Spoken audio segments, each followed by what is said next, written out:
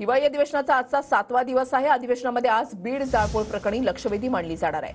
संदीप क्षीरसागर आणि रोहित पवार हे लक्षवेधी मांडणार आहेत। बीडच्या घटनेची उच्चस्तरीय चौकशी करून दोषींवर कारवाईची मागणी केली जाणार आहे।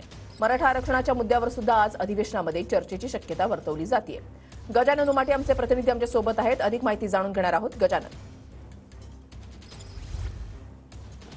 नक्कीच हिवाळी अधिवेशनाचा आजचा 7वा दिवस आहे आणि आज विधानसभेमध्ये बीडमध्ये जो दंगल पेटली होती, जाळपोळ झालं होतं, त्या आमदारांची घरं जाळले, त्यावर आमदार रोहित पवार आणि आमदार संदीप क्षीरसागर यांची लक्षवेधी आहे आणि त्यात मागणी करण्यात आलेली आहे की या जाळपोळीची उच्चस्तरीय चौकशी जी आहे ती व्हावी। त्यासोबतच एक बाब त्यामध्ये नमूद करण्यात आलेली आहे की जाळपोळ करण्यामध्ये मराठा समाजाचे कार्यकर्ते किंवा नेते नव्हते किंवा स्थानिक नेते नव्हते, कार्यकर्ते नव्हते, तर समाजकंटकांनी त्या ठिकाणी जाळपोळ केलेली आहे। त्यामुळे याची उच्चस्तरीय चौकशी करावी आणि कारवाई करावी ही मागणी करणारी लक्षवेधी जी आहे ती आज रोहित पवार आणि संदीप क्षीरसागर यांनी मांडलेली आहे। त्यावर सरकार काय उत्तर देतं हे एक महत्त्वाचं असणार आहे, त्यावर चर्चा होणार आहे। कारण की आरोप प्रत्यारोपाचं सत्र गेल्या काही दिवसांमध्ये बीडच्या जाळपोळीवरून सुरू आहे। जरांगे पाटील यांनी आरोप केला होता का भुजबळ यांनी जाळपोळ केली। भुजबळ म्हणतात की मराठा कार्यकर्ते जे जरांगे पाटील यांचे कार्यकर्ते आहेत, जे अटकेत आहेत, त्यांनी जाळपोळ केली। त्यामुळे आजच्या लक्षवेधीकडे लक्ष लागलं आहे। दुसरं महत्त्वाचं म्हणजे आज जवळपास 17 मोर्चे जे आहे ते अधिवेशनावर धडकणार आहे।